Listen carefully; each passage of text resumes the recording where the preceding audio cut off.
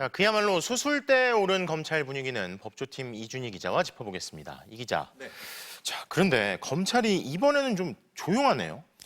네, 3년 전이죠. 2022년 4월 윤석열 전 대통령 취임 전에 더불어민주당이 검찰 수사권 완전 박탈, 이른바 네. 검수완박 법안을 처리하려 했습니다. 당시 검찰 내부망에 이 법안 처리를 비판하는 댓글이 100개 넘게 달렸고요.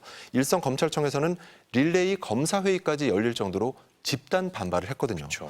그런데 이번에 아예 검찰청을 해체하겠다는 법안이 나왔는데도 검찰 내부는 잠잠합니다. 오히려 새 정부와 코드를 맞추려는 움직임도 보이는데요. 대검찰청이 어제 돌연 보도자료를 냈습니다.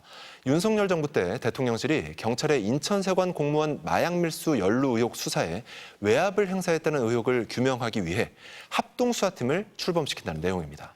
작년 7월에 불거졌던 의혹인데 수사는 지지부진했거든요. 네. 이재명 대통령이 이 의혹에 대해 상설특검이 필요하다는 취지로 말한 게 알려진 지 하루 만에 네. 대대적인 수사에 착수한 겁니다. 보도자료를 보면요. 새 정부 출범을 계기로 관련 의혹을 신속히 규명 이렇게 돼 있는데 네. 검찰 안에서도 무슨 사면 보도자료 같다. 수그려도 너무 수그리는 거 아니냐 이런 말이 나올 정도입니다. 수굴이다. 근데 아마 이게 전 정부에서 목소리를 낼 때 냈으면 사실 이런 분위기가 안 됐겠죠. 근데 민주당이 이번에는 3개월 안에 검찰개혁법안 처리하겠다고 했잖아요.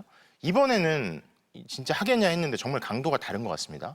네, 검찰 내부에서는 검찰 해체 법안이 설마 당장 추진되겠느냐. 네. 어차피 특검은 끝나고 뭔가 처리하는 거 아니겠냐. 이런 네. 전망도 있었습니다. 네.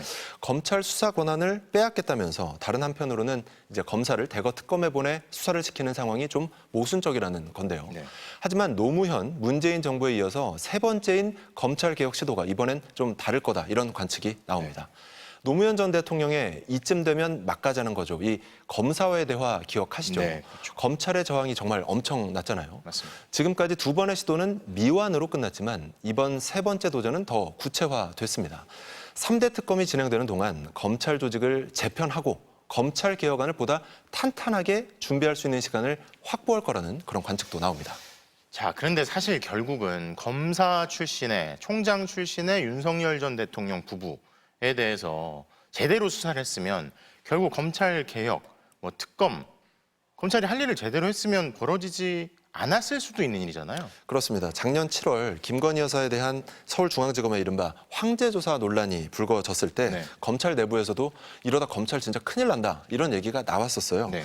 자신한테 보고도 없이 김 여사 조사가 이뤄졌다는 걸 뒤늦게 알았던 이원석 당시 검찰총장이 법 앞에 예외도 특혜도 성역도 없다는 원칙이 대통령 부인 조사 과정에서 지켜지지 않았다. 이렇게 카메라 앞에 사과까지 했잖아요. 맞습니다. 그때 이 전 총장 말에 귀를 기울였어야 한다는 자책과 반성이 검찰 안팎에서 나오고 있습니다. 결국 검찰이 윤석열 전 대통령 부부 앞에서 제 역할을 하지 못한 그 대가가 정권 교체와 함께 부메랑처럼 검찰로 되돌아오고 있다고 봐야 할 것 같습니다. 부메랑처럼 되돌아오고 있다. 자, 법조팀 이준희 기자 잘 들었습니다.